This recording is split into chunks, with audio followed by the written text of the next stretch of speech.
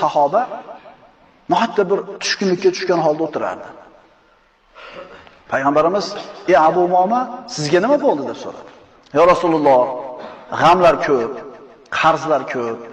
Mana shu narsalar meni qiynab qo'ydi" dedi. Dardini kimga aytayapti? Abu Umomaga, otasidan ham, onasidan ham, hatto o'ziga o'zi mehribon bo'lgandan ham mehribonroq Rasululloh sollallohu alayhi vasallamga aytayapti. Agar Rasululloh sollallohu alayhi vasallam men deb to'shab berib qo'yganida, payg'ambarimiz bu qilgan yaxshiligi faqat Abu Umoma bilan cheklanardi. To'g'rimi? Lekin payg'ambarimiz shunday bir tavsiyani aytdilarki, o'zidan keyin keladigan, mana shu Abu Umomadan keladigan hamma ummatga, keyin keladigan hamma ummatlarga payg'ambarimiz ko'rsatmani berib qo'ydi. Ey Abu Umoma, afala uallimuka kalaman idza qultahu adhaballohu hammaka va qada anka daynaka. Ey Abu Umoma, sizga shunday bir so'zlarni o'rgataymi? Agar shu so'zlarni aytadigan bo'lsangiz, Alloh g'amlaringizni ketkizadi, qarzlaringizni uzadi, ado qiladi dedi. Ya'ni quruq kalima birodarlar. Voy pul ketmaydi bunga. Bunga abrot kerak emas, alohida vaqt ajratishlik kerak emas. Rasulullohga Alloh taolaning rahmati bo'lsin.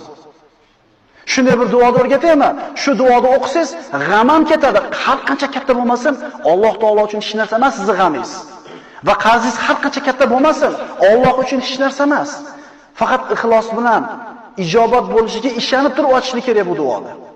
Har Rasululloh o'rgating dedi. Payg'ambarimiz nima o'rgatyapti? Shuni kalimani o'rgataymi? Agar shuni aytsangiz, Alloh hamma yo'g'ingizni hal qilib beradi. Allohning rahmati bo'lsin Rasululloh sollallohu alayhi vasallamga. Hay Rasululloh o'rgating dedi. Uzot sollallohu alayhi vasallam aytdilar: "Qul idza asbahta va idza amsayta." Tong ottirsangiz yoki kech kirgizsangiz, ya'ni ikki mahal, ertalab va kechki payt. Allohumma inni a'udhu bika minal hammi wal hazan va a'udhu bika minal ajzi wal kasal va a'udhu bika minal jubni wal bukhl va a'udhu bika min ghalabati ad-dayni va qahri rijal. Faqat iymon bilan, e'tiqod bilan ijobat bo'lishiga ishonib turib, Parvardigoro, men sendan g'am va qayg'udan panoh tilayman. Ojizlik va yalqonlikdan panoh tilayman.